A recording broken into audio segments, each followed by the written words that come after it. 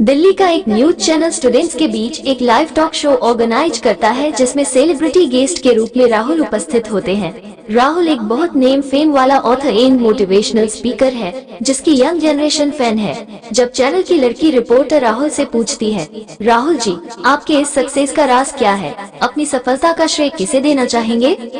राहुल, मैं आज जो कुछ भी हूँ बस उस एक लड़की की वजह से हूँ जो मुझसे हमेशा के लिए दूर हो गई है। कुछ साल पहले की बात है। हाँ, मुझे भी किसी से प्यार हो गया।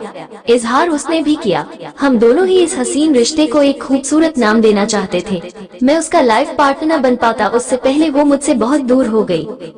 इतना कहते हुए राहुल फ्लैशबैक में ले जाता है। एक साल पहले राहुल और स्वीटी एक कैफे में मिलते हैं। राहुल स्वीटी को रेड रोज भेंट करते हुए, लॉन्ग डिस्टेंस लव में कितना पेशेंस रखना पड़ता है यार, ये मुझे तुमसे दूर होने के बाद एहसास हुआ।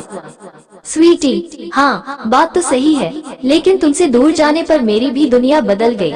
मैंने महसूस किया राहुल की इन दूरियों ने हमें और भी ज्यादा करीब ला दिया है। राहुल, मैं तुम्हारे वापस हॉस्टल जाने के पहले ही अपने घर वालों को तुम्हारे घर भेजूंगा, तुम्हारे मम्मी पापा से हमारे रिश्ते की बात करने। स्वीटी, पता नहीं यार क्या होगा।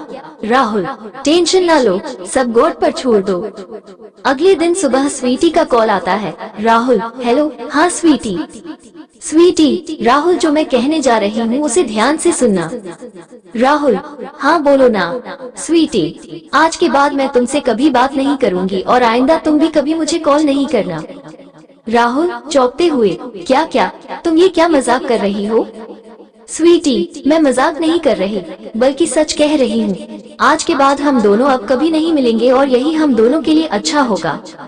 राहुल परेशान होते हुए, अरे ये क्या बोले जा रही हो, कुछ बात हुई है क्या? बताओ ना स्वीटी, कहीं किसी ने तुमसे कुछ कहा क्या? स्वीटी, नहीं कोई बात नहीं है और मुझे अब ज्यादा कुछ बोलना भी नहीं है, तुम मुझे हमेशा के लिए भूल जाओ।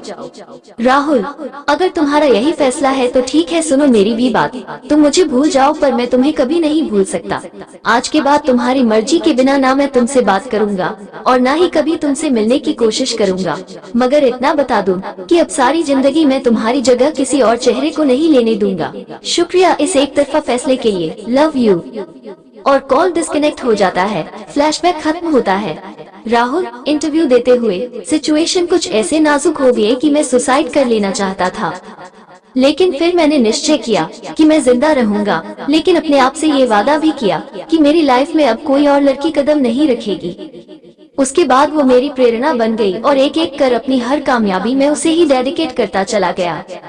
आज मैं जो कुछ भी हूँ बस उसी एक शख्स की वजह से हूँ, जो अब भी मेरे दिलो दिमाग में बसा हुआ है, जो अब भी मेरे अंदर से मुस्कुराता रहता है। फिर मैं कैसे मानूं कि वो मुझे छोड़कर चला गया है?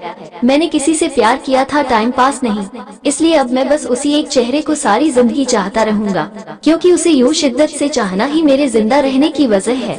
रिपोर्टर, आप हमारे युवा दर्शकों को क्या संदेश देना चाहेंगे? राहुल, मैं आपके चैनल के माध्यम से अपने युवा साथियों से यह रिक्वेस्ट करना चाहूँगा कि अगर कभी आप भी अपने पार्टनर से जुदा हो जाते हैं तो आप सुसाइड करने की गलती कभी नहीं करेंगे और न ही आप अपने पार्टनर से बदला लेंगे। हो सकता है उसकी भी कोई मजबूरी रही हो। अगर आपने किसी से सच्चा प्यार किया है तो उसके प्रति समर्पित हो जाओ, फिर देखना जिंदगी आसान लगने लगेगी।